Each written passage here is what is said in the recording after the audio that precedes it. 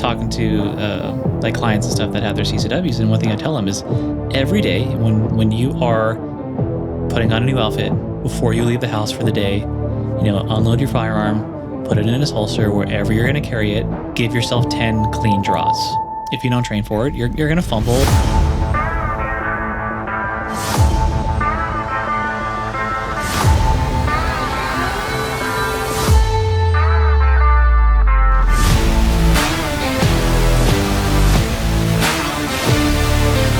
Thank you so much for joining us on the Evolve Your Brand podcast. I'm your host, Ollie Amirkhiz. Just want to give a huge shout out to Icon Industry, Shane ×3, because you love yourself so much. You had to go hire 2 other people with your same name. Steven, I wasn't going to leave you out. I named the eel after you. The rest of the crew, I love you. I appreciate you. Can't do this without you. Without further ado, the one and only Perry Yee. Welcome back, my man. I appreciate it. Yeah, it's a lot has changed. I can't believe it's been 3 years since you were last here. A lot's been going on in your world. Life has been busy. Has it? Yeah, what's pretty busy. Let's give the Perry Yee update. So still running the nonprofit, which I know we'll talk about, and another small business, and we have a 6-month-old at home right now. So definitely been keeping us very busy, but just enjoying life and really just trying to take that time to enjoy fatherhood. And it's been a phenomenal experience, one that I wasn't prepared for. Okay. I was definitely a kids thing, not really my thing, and it was something we weren't fully expecting, but it's been nothing but a blessing for us. And so, she just turned 6 months, and just the cute, obviously I'm biased, but just the cutest child ever. Oh, I saw her. She's adorable. Yeah, there's some ugly babies out there. There are. I'm sorry. Like, I don't want to be that guy. Like, no one wants to be that guy. You're like, oh, okay. So you do have a beautiful baby daughter. Congratulations to both of you. Thank you. What's the best part about being a dad? Yeah, so far, I would say, even though it's only been 6 months, it has gone by so fast, and just seeing the little developments, and she's the happiest baby. All she does is smile. She's perfect when we go out anywhere. She doesn't cry. She sleeps through the night. It's, she takes her scheduled naps. It's been a very easy routine. So I think that has also made our journey very more enjoyable, because there's less stress.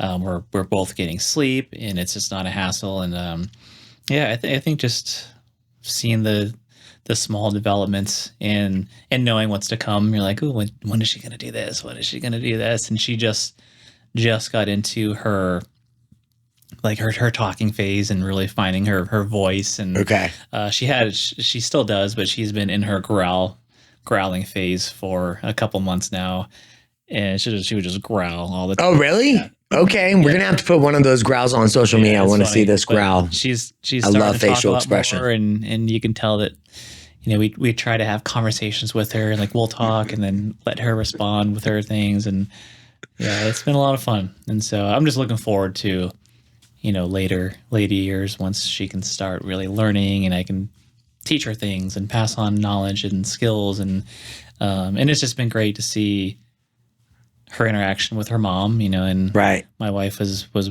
born to be a mother. Oh, and so I actually felt, I felt bad before, because that's something I didn't want to keep from her, and so again, I was very on the fence about having children, and I'm almost 40, so it's pretty late in life. Okay. But we're not going to hold that against him, even though he looks like he's 26. The Asian genes, I don't know what he's talking about. If he's 40, fuck, I'm halfway on the bed. So, dude, so you go from, I'm not sure if I want to be a dad, you're embracing it. Are you going to be, so what's the first word do you think she's going to say, daddy or mommy? Is there a bet going, or? No, there's no bet. From what we hear, most people say that the dada is easier for them to pronounce. So of course. I think a lot more people say that that's usually, it could be something totally different. Who knows? Well, she's going to be daddy's little girl. So, I think I'm gonna put $5 on. We're gonna go with that. All right. Let's see how it goes, and then you can call it out. Yeah, thank you. Please do. You can put a poll. I will. I'm gonna reference this back and put the short and be like, Perry, do you remember when? Here's your $5. Grandparents live close. Yes. How's that? Is that helpful? It's wonderful. Yeah. Right. So my in-laws, yeah, they're close. So they have a little 1+year-old as well with my wife's sister. So, okay.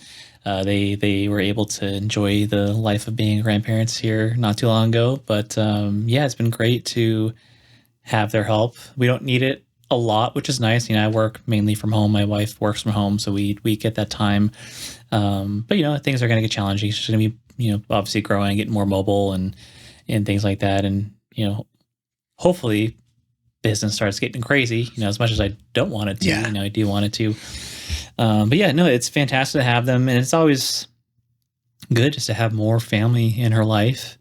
And my parents actually, they were just out here in April from New Hampshire. So your parents live in New Hampshire? Yeah. Are you from New Hampshire originally? Yep. And so it was the first time they got to meet her, which is great. But they're also not big travelers, so I don't know when the next time they're going to be out, and I don't know when we're going to start traveling with her either. So it might be a while, but it's good that she has family here. I mean, my wife's entire family is from this area, so there's a lot of people around her. Yeah, and you're in San Diego. I mean, it's like it's tough to beat. Come on, I know, all of you. I know it's terrible. Fortified Measures. I want to jump into that. So now that you have a family, has a purpose changed for Fortified Measures on how much it means to you? Or like, how did you come up with that there's a need for this? So I not too much has changed. I think it's makes things more of a reality for our own home. Okay. So, I mean, for those who aren't familiar, can I just yeah, absolutely. That's where we're opening it up. Yeah. I mean, so what we do with Fortified Measures is we provide personalized home defense training. And so what that looks like is we actually, and it's all firearms based or primarily firearms based. So what we do is we actually take the training to the client. So we go to your home. We will show you different security measures you can take to help, strengthen your home, both inside and outside. We will talk about how to formulate a plan for you and your family for any type of immediate actions. And it doesn't have to be home invasion scenario. It can be, earthquakes, fires, things like that, but helping the families develop a plan for any type of life-threatening scenario. But then the bulk of it is learning how to defend against a home invasion type scenario. And so unfortunately, those are just ramping up like crazy. I'm sure we'll talk here about some things that are happening specifically in San Diego and most of Southern California. But things are getting really dangerous. I think a lot of people see that. Yeah. But yeah, to go back to your original question, I think it does hit home more. I mean, obviously, safety was a very big concern for our household, regardless. But having another life to care for, and then also having kids thrown in the mix, that changes how you're going to operate and do things as well. So, what I love about it is like when I'm working with clients, it's always different. Everyone's living situation is different. Everyone's family situation is different. Everyone's proficiency is different. So it's, even though I'm teaching a lot of the same material, but it's always presented in different ways. So it makes it stay fun and entertaining, but also very valuable. Well, anybody that looks at your social media, I mean, you could just see, like, I saw you were at a training, so how come you're still going and training? I'm just curious on how come you continue to improve your skill set. And obviously it's you're going into the home, you're getting to know the family, they're comfortable. Like, that's a different connection. You know what I mean? Yeah. I mean, we're always, from anyone that you speak to in, the shooting or tactical community and really with anything, I mean, we're always going to be students, right? So I always have to make sure that I stay proficient in what I personally know and what I can do. And they're unfortunately, very perishable skills. And so just like anything else, just like any sport, it takes so much practice and repetitions, and the less you use it, the quicker it's going to go. So, I'm always trying to better myself so that I can be better for my family. I can, be better for the people I'm serving. But yeah, like you mentioned, it's being able to work in the home of somebody else. I think it does provide a lot more value than if you were to going to go to, say a shooting range and take like a home defense class in a shooting range. You might learn some good principles, but obviously you're not in your home, and things are going to be different no matter what. And so I think it just gives people a lot more comfortable feelings of like, okay, this is how I'm actually going to operate in my living space. Like these are my four walls. I'm going to know how to maneuver in the layout. I'm going to know how to get my children from point A to point B if there is a bad situation happening. But it brings a level of that comfort of where it's, there's no live fire, there's no real ammunition, there's no live firearms. So it takes that stress away automatically, especially when I'm working with like novice shooters, or it's, a husband who wants to train with his spouse or vice versa. Maybe they don't have a lot of firearms experience. So it's a lot less stressful environment. You don't have to worry about travel, right? You don't have to spend money on gas. You don't have to spend money on crazy expensive ammunition. That's a great call. Right. And then there's no range fees. And then you also, I'm just not a fan of going to public ranges in general, just because, how come?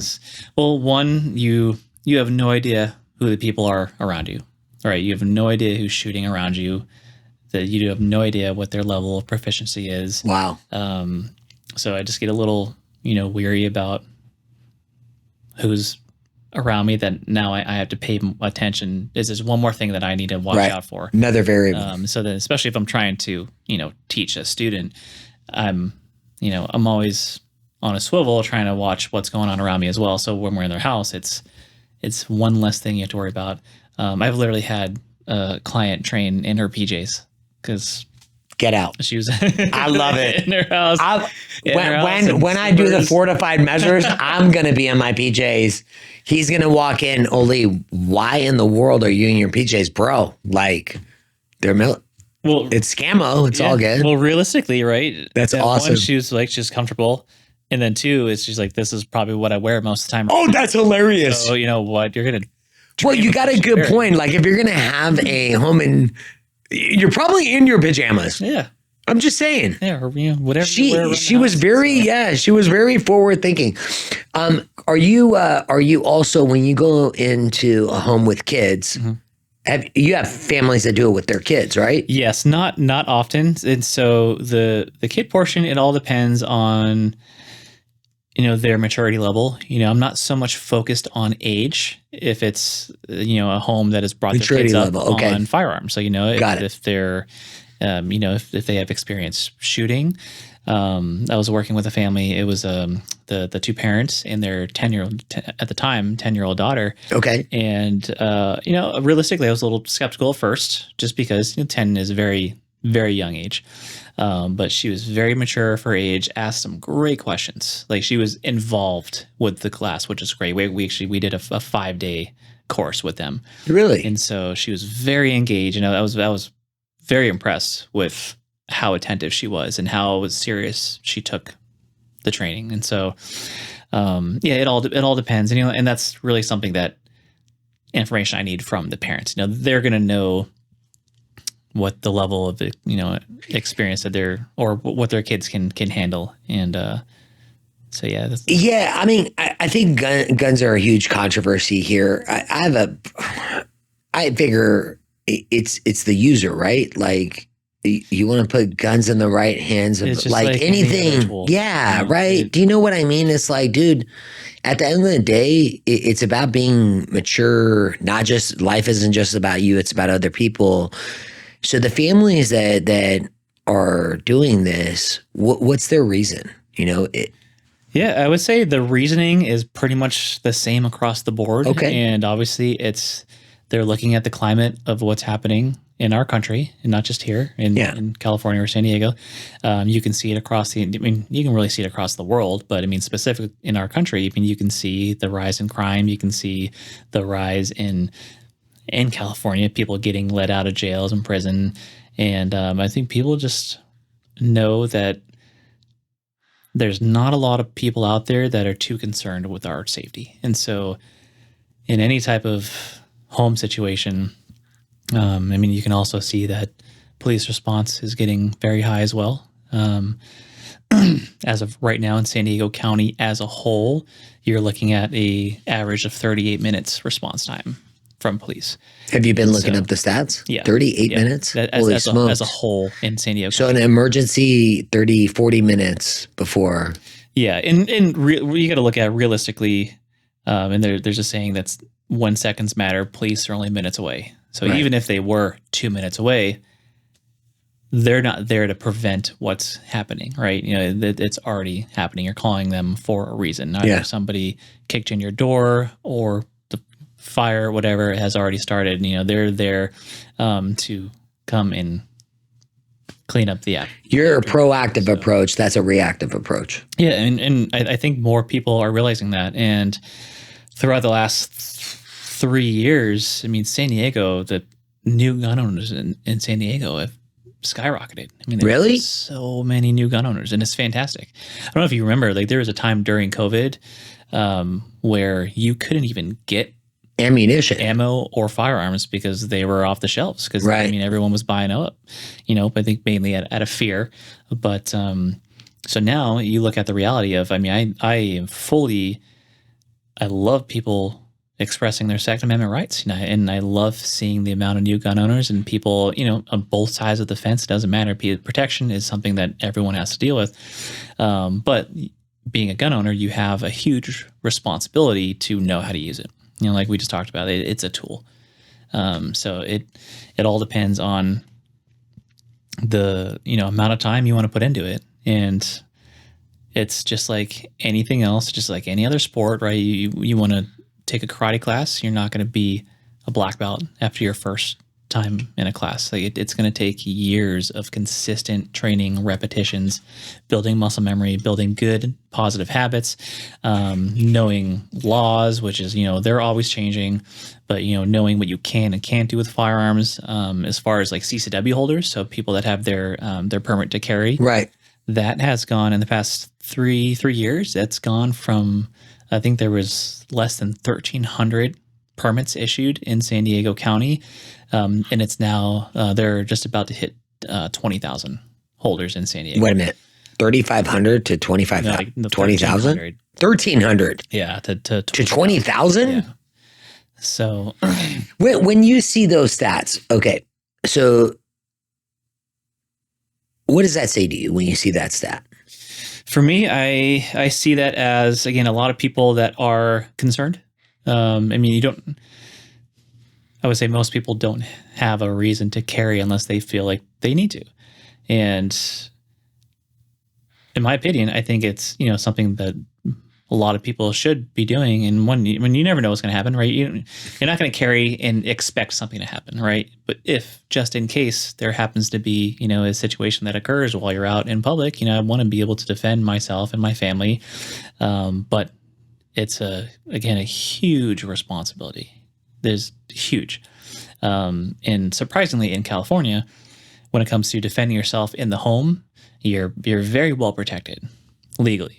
Oh, right. Out in public, it's a whole different story. Right. There's a lot of things that can go wrong. And if you don't train consistently for it, and let's be honest, I personally know people who have their carry permit that have never had to draw their weapon from their holster concealed. They never practiced it.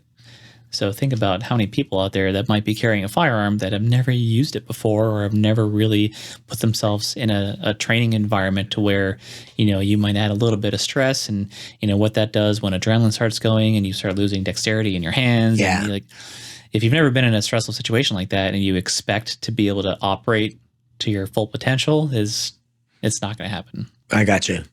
It's starting to make a lot more sense to me because I was thinking about, well, gun responsibility. I think when you're buying a gun, you should be responsible, especially if you're a parent, because if you're going to have a firearm, you got to practice responsibility. I was thinking about like what a value add that is, because if you're under stress and adrenaline, that's when mistakes happen.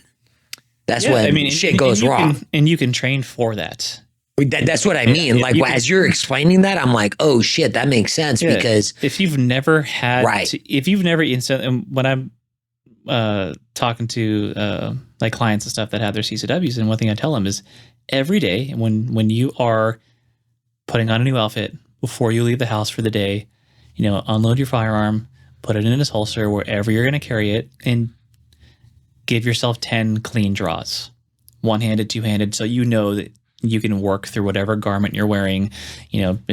People wear different things every day. You throw on a jacket, that's one more thing you need to get around. But you also have no idea the position you're going to be in. You could be tackled to the ground, depending on where your firearm is, you might not be able to access it.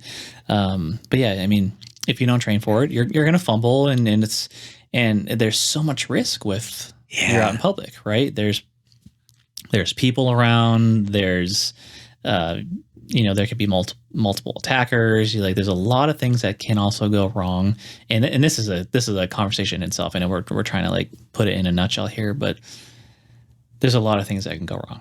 And that's I guess that's why I wanted to explore this even further, because I'm thinking about if you're in a situation where you do actually have to use your firearm and you haven't practiced or been prepared for it, that's when shit can go really, really wrong. Oh yeah, absolutely. So that's kind of where I was on Holy, okay, that makes. So how many people that actually when it comes to buying a gun, is there actual training that you have to take? No. Isn't that fucking crazy? So, maybe that's the thing that solves. I will say there's a ton that goes into the background. Some people are there's no background checks and you can just go in. And no, that's not true whatsoever. But on the flip side, there is no training. So you do have to, when you go to buy a firearm, whatever gun shop you go to, you do have to get a little card that allows you to purchase a firearm. And it's a little card you get that lasts for 5 years, and you go through a 20-question test or whatever. And it's very common sense answers. If you can't answer that correctly, then there's other reasons why you probably shouldn't be a gun owner. But that's really all it is, right? You do this test, it's very quick, and they grade it on the spot. You get your firearm safety card, which is your ability to purchase, and it's good, everywhere for 5 years. But after that, it's on you, and but I would want to guess and say that, most people, hopefully not most, but there's a lot of people out there that think that buying their firearm makes them good to go. They take it, they'll put it in the nightstand, they'll never use it, they'll have it there for home defense situations, but even in the house, you have no idea. So many things can go wrong in the home as well. One, you have no idea where you're going to be when a home invasion happens. Yeah. You don't, most people in their head have the idea of, I'm going to be in bed sleeping, right? The door is going to get kicked in or the window is going to be broken. Maybe, maybe not. So, you watch a lot of these videos online and people are breaking into homes in the middle of the afternoon. There's no guarantee you're going to be right next to your firearm. But having it as a tool is great. But again, if you don't know how to use it, you're just going to be doing yourself a disservice. And again, if you're not proficient with it, bullets still travel through walls. So if you're shooting up through your house, and you don't know how to, properly function your firearm, or you haven't practiced, marksmanship or any type of defensive shooting, those bullets are going to travel. And look at your living situation. Are you living in homes that are right on top of another? Are you in an apartment building? Are you in a condo? Are you in a townhouse? Do you share a wall? Right. Holy shit. So there's a loss, and maybe not, but maybe you're shooting in the direction of where your kid's room is. You got to really be aware of, your target. And this is one of the basic rules. You have to know your target, what lies beyond, around it, in front of it. But you're going to be responsible for every little round that leaves that firearm. You're going to have to answer for.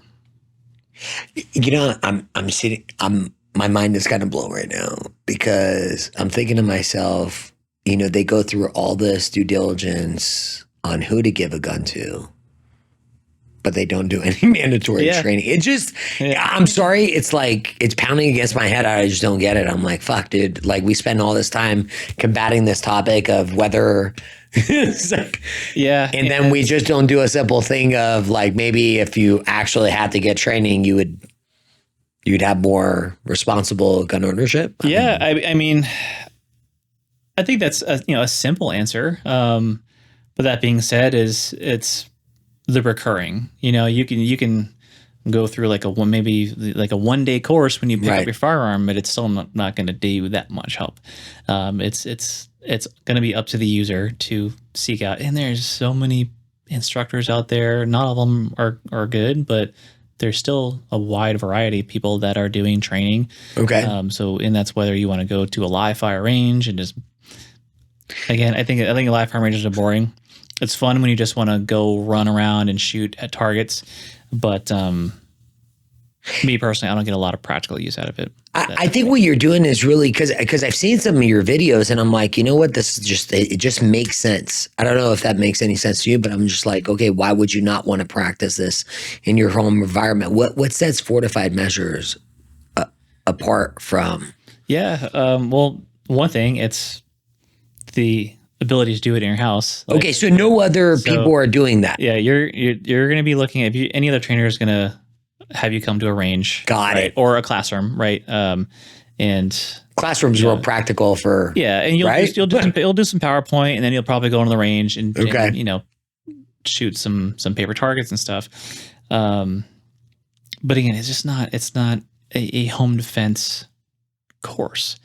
And to me, that's why I first came up with this, a few years ago, back when we were in like quarantine and stuff. I remember people were just like, hey, they'd be calling me and they're like, hey, I just bought a gun. I don't know how to use it. And it's great. They were actually putting themselves out there of looking, seeking help. And so after multiple people kept calling me, it's like, all right, clearly there's a need, right? Clearly people are afraid because obviously we had no idea what was happening during that time with, the pandemic and all that stuff. So I was like, all right, clearly there's a need. And so, how can I help? Like, what can I do that, I can utilize skills that I know, be able to help other people be confident and comfortable and proficient in what they do. So that's where the idea stemmed from. And then it was a matter of like, all right, what's practical for me? Because, if I'm an instructor out here, I need to have relationships with the ranges, right? I need to work with other people's schedules when there's availability, things like that.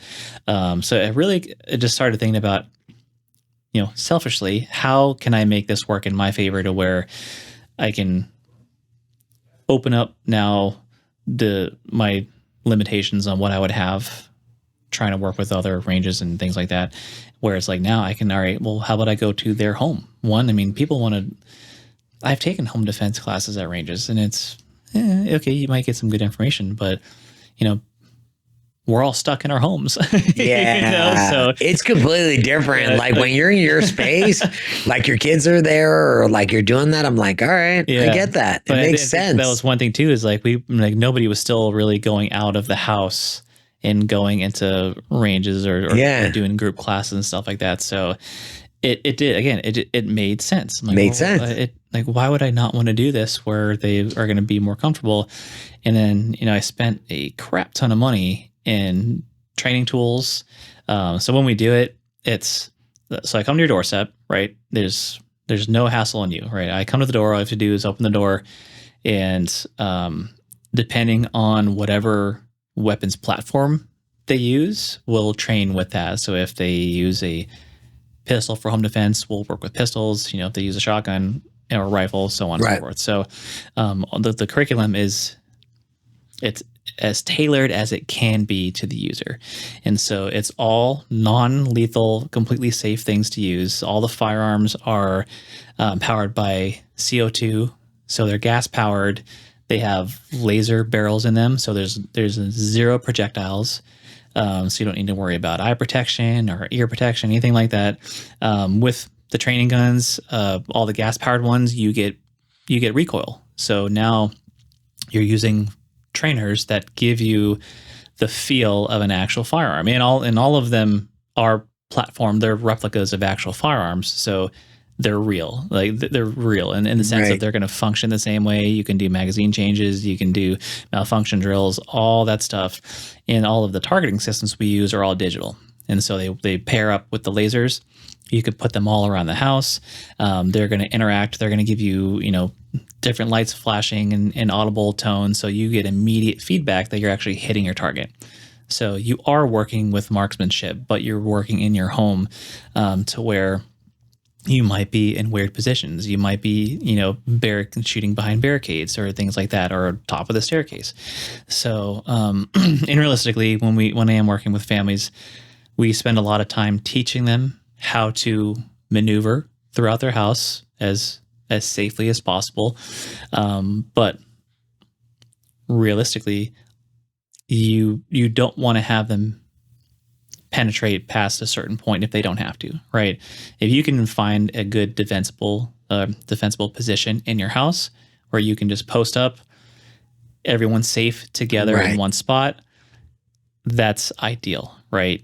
If people are going to steal your stuff, they're going to steal your stuff. It's your shit's replaceable. Yeah, your possessions aren't going to be worth your life, someone else's life, or you going to prison. So, yeah, but the best thing you're going to want to do is just have a good defensible position, but have a plan. Maybe, you're at the top of your stairs watching the staircase, or somewhere where there's a long hallway where you can see things coming from hopefully a good distance away.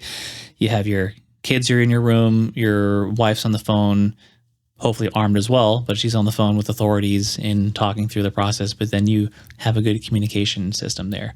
The only time where you should really be going past that point and moving throughout the house is if you have a threat in between you and a loved one. Right. So if you have kids down the hall, or maybe your kid's room is on a different floor, you have that obligation now to make sure that they're safe. And so knowing how to do that properly. And not lastly, but another important part is a lot of these home invasions that are happening, it's not one person.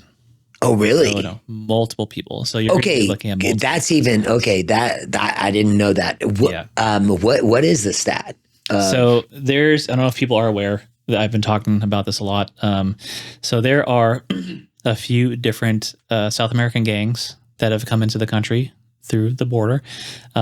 Very heavy in San Diego. I know they're up in Orange County and LA as well, but they are doing a lot of home invasions where I will say they're mainly hitting homes that don't have people in them. So they're more for the burglarization and they're very sophisticated. They're driving nice vehicles. They're hitting all of the nice neighborhoods in San Diego. Got it. So they're driving nice vehicles so that they don't stand out. They're casing homes, like they're doing their homework. They're casing homes. They're watching your schedules. They know when people are there and they're not there. They have Wi-Fi jammers for alarms. They're scaling second-story walls to get into second-story windows. Believe it or not, I just saw it on the news. This was up in Orange County a month ago, maybe a month and a half ago. They were reporting that they actually found that these people were wearing ghillie suits. So if you're not familiar with ghillie suits, or it's, if you've seen any type of military or sniper movie, it's the outfit they wear that looks like it's all foliage and they blend in with. No way. So they were showing them. They found it out because there was a hillside behind these nice homes, and they were sitting out in the landscape watching homes. And so they're doing their homework. They're in and out within a matter of minutes. They know they know what all the valuable stuff is. Even most of the time, they're leaving firearms that were left out. So they were passing on. I don't know if it's because they know the level of severity would go up in that sense. But they're in and out very quickly. But yeah, so they're very calculated. This isn't hey, I'm just like randomly, I just need some money and and it's funny if they put in so much effort into that. Just imagine the things they could do if they put it, all that effort towards something positive. But there was a couple months ago, I did a seminar with USCCA, which is a defense liability insurance company, which I did see that. I'm not trying to sell it, but if Okay. you own a firearm, you have to have liability insurance. Hands down, Got it. 100%. It doesn't matter if you're a CCW holder or not. If you own a firearm in your house, have coverage because one, you get the liability, you get instant access to attorneys. So all of their attorneys are local, and they're nationwide. So you call their number that's open 24/7, 365. Whenever you have an incident, right? You call authorities. You get on the horn with USCCA or whatever company you go with, and I know for them personally, like they've had lawyers on scene before police, and so you just want to make sure you have. And obviously, if you get found not guilty in criminal court, there's always going to be civil. You're gonna be sued by the person's family, no matter what. So it offers a level of protection. But anyway, we got called to a neighborhood in Escondido, a very nice new development neighborhood. They had one of these break-ins, and what they didn't know is that there actually was still people in the house. And so one of the homes got broken into. There was an elderly couple in the house, no firearms, no weapons. They were able to lock and barricade themselves in their bedroom, in which, from what I heard, the group that came in actually tried to get into their room. They couldn't. They ended up stealing a bunch of stuff and they left. But anyway, they ended up going to their HOA development committee, and they were like, freaking out. Like, what are you going to do about this? And so they ended up calling USCCA. My good friend that works with them called me, and so then we ended up putting on this little. So there was a clinic. Yeah, basically, yeah. And so, and that's something that we now started doing, is working with. I think that's different great. HOA committees and different neighborhoods. Realtors is another big one. I do a lot of talks with realtor groups. Really? Just providing one.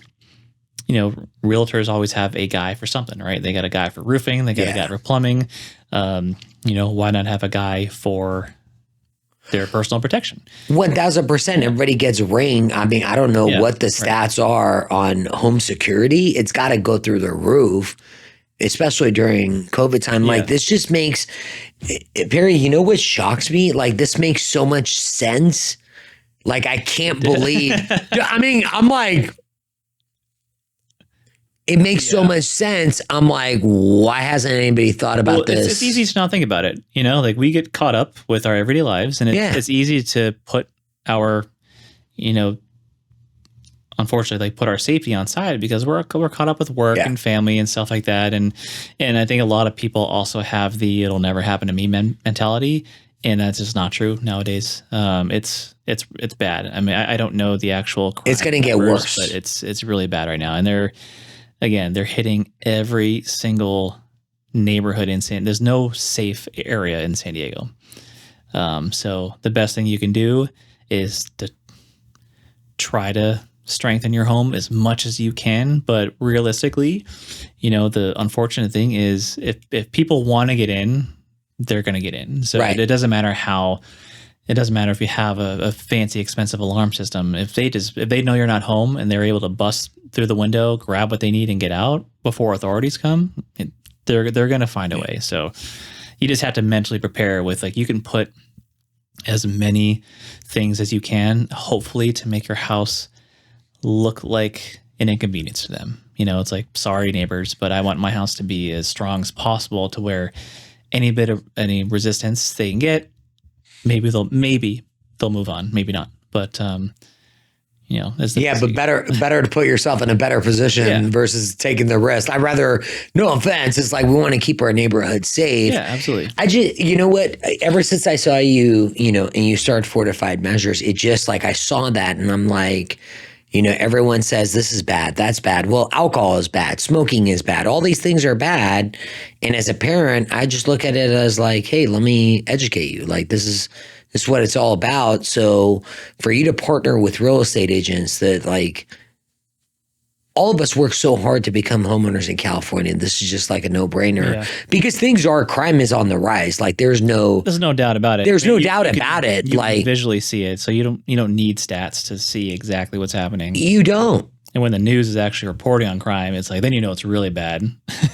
So, I think, and then you see all the boats pulling up on shore. I'm sure you saw those videos out in Carlsbad and Oceanside where these boats of illegals are coming out and they're jumping out and they're running into the neighborhoods, or they have cars waiting for them. And you have no idea where these people are going. You have no idea. So if I'm interested in getting in touch with you guys, website, where am I going? I'm going to put all the links and everything. Sure. Yeah, you can find us online at fortifiedmeasures.com. And so we do a few different classes.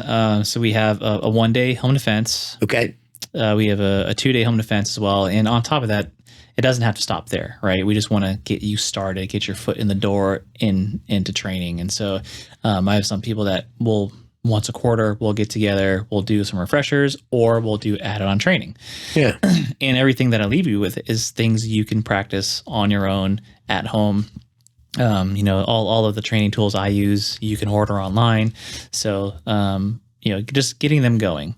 So there's those 2 classes. We do a basic fundamentals class for new shooters, right? Because you need to be proficient. We don't in the home defense course, we're not going to cover the basic fundamentals. So for any type of new or novice shooters, we do a basic class for you that also done in the home. And then we also offer a draw from concealment class. So if you are a CCW holder or you're waiting on your application or your interview with the sheriff's department, it's a class that helps you to kind of better learn how it is to draw from a holster, from concealment, whether it's on body or off body in a bag or in a purse. So it starts building up that muscle memory for when you need it out in public. And then, but yeah, there's that. There's the realtor groups I work with. That's like we're actually working on that part of the website right now, where it's just being able to talk, get in front of people, and because I had a lot of questions from builders to, when they have open houses or when they're showing homes to people. And that is actually crazy. Like female real estate agents, like a lot of them won't work open houses by themselves. They've had purses stolen. Guess what happens when you have inflation, recession? It hurts the wrong people, and it's rough, but it's the reality of what we got to deal with. Yeah, absolutely. So, and a lot of realtors carry. And it's a good resource. And then we have a referral program as well. So for every customer or client they refer us to, some clients will, or some realtors will actually gift one of our packages to their clients at closing. But then we have that referral fee, our referral program. And then that's fortifiedmeasures.com. And then also I've been doing training with law enforcement as well. It's another thing I'm getting. I have an idea for you. Like I would actually do this as a client appreciation event. To be upfront with you, like that's what family is not going to want if, they believe in home safety. It's like, why wouldn't you come and learn? What do you got to lose? Yeah. And the downside right now is just, not many people know about it. And so they don't know it's an option. Anyone can kind of, Google a range and this range is holding this class and this class, but that's why Perry's going on podcasts. Again, I think it's a service that no one else is doing, and it's just way better for the user. No wonder you're going to take this national. Like it's a no-brainer. Like what is there to think about? Yeah.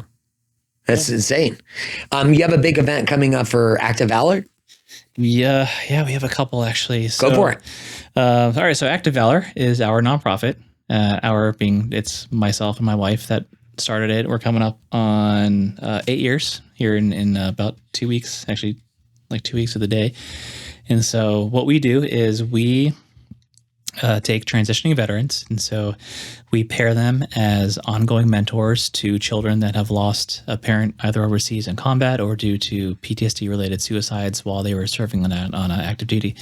And so with our program, we host a series of very themed outdoor adventures. They're a ton of fun, a ton of work, but they're just, it's our way of, we started it for the veterans. It was our way to try to give our vets that purpose again, and having them have a mission to where, they can utilize their military skills, knowledge, things that they've acquired from service, and now they get to pass that on to a child that has lost their connection to the military service with their father or mother passing away. As of right now, all of the kids in our program have all lost the dad in the house. And, on that is all the stress with the mom is stuck with wearing all the hats. Right. And so we host these events where our vets get together with the kids, and it's been, I can't even tell you how phenomenal it's been to watch the relationships grow. So how it works is once a family signs up, depending on how many kids they have, each child gets their own veteran paired with them. And then we try to keep them as a pair until one of them is no longer with the program anymore. And so we've been able to watch relationships for like the past 7 years grow. We've gotten to see kids graduate from high school, go off to college. We've had just last year, one of our mentors got married and had his Gold Star mentee in his wedding party. It's like, it's been really cool to see the relationships outside of our organization that have grown. And so, it's been a great, heartwarming mission for us. Selfishly, I get, as a vet myself, like I get to get that warm and fuzzy of just seeing this happen. I don't get to participate in any of the events that we do, obviously, because we're running it, but simply just seeing what's happening it's amazing. It's all facilitated because of you and your wife. We put in a lot of work. But we have our next big adventure is on Father's Day weekend. So it's a Saturday. We always do a Saturday before Father's Day. So obviously a very difficult time for the families. And really important with our organization, we don't focus on the grieving portion. There's a lot of organizations that will do that for them. Like we want their experience with us to be just happy. It's fun. They know they're going to show up. They're going to get to be with other Gold Star kids. They obviously know the reason why they're there, but they get to be with other children that have gone through the same tragedy, but they get to be with their mentor and just have an awesome, we always put on a super fun event. And then for the widows, they get their time together as well. So it's to the point now where they show up, they're like, take my kid. I get it. They get free, some babysitting for the day while they get to have their time. We always have a really good activity and food spread for them, but it's therapeutic for them because they can sit, they can chat, they can tell stories, they don't have to feel judged or anything. Reminisce, all the women there have all gone through it. And then even when we first started too, we had some of our widows with the program were very new in that situation. So you can learn from the other women, talk to them, hear their struggles, hear how they, recovered from certain things. And so it's just all around a win-win-win for everybody. And it's a phenomenal time. So we have that coming up here in, right before Father's Day. And then we actually have our, golf tournament fundraiser coming up in September. So that's Friday, September 27th, which is going to be at the Rancho Bernardo Inn. Let's go. It's going to be a really good time. It's going to be a tribute tournament. So all the holes will have information on one of our fallen dads with the program. And we're just hoping to get people out and have a good time. Oh, you're going to get people out. So, Perry, I can't thank you enough for joining us. Here's what I want to do. We're going to put the links. If you want to be, are you still looking for sponsors for Active Valor, or you guys are all set? Yeah, no, always. Yep. Okay. Yep. So if you're interested, Perry, I'm glad that you're in our community. You know what I mean? You served, you're giving back, you have the nonprofit, you're making a difference. And I'm all about advocating for people. What's up? So we're trying to, that's for sure. You are. I figure this is where I've been at. I don't complain anymore. What's the point of complaining? Complaining doesn't get shit done. I just want to, if I made your day better, a little better today, and somebody saw this and said, you know what? I want to do that. Yeah. And it made their life a little better. What if we did that every day? If one person dude, that's how change happens. And I hope this brought everyone value, because like, this is the reality of what we live in. It's you could put your head under the sand and just pretend like it's not reality. Otherwise, like, let's just step up. And I just appreciate what you're doing. I think it's a well thought out thing that absolutely is a necessity with what's going on in the world. Yeah, no, I appreciate it. I mean, we've been super blessed with the ability to be able to come up with these things, and I mean, like you just mentioned, I hope it's something that I can just share with more people here in San Diego, at least to start, and go from there. But you know, it's something we're all affected by. Right. You know, we're all, whether we're homeowners or we're renters or whatever it may be, we're all citizens here, and you know, we deserve to be safe and feel safe and protected in our own domain there. So it's, you know, it's something, again, that just affects all of us. So, you know, hopefully more people are, again, going to wake up to kind of see what's happening. And I would just, you know, stress to get out of that "it'll never happen to me" mindset, because we never know. We never know what's going to happen. And just be ready. You know, all you can do is be prepared and just stay consistent. Just train hard, train often. And on that note, we're out.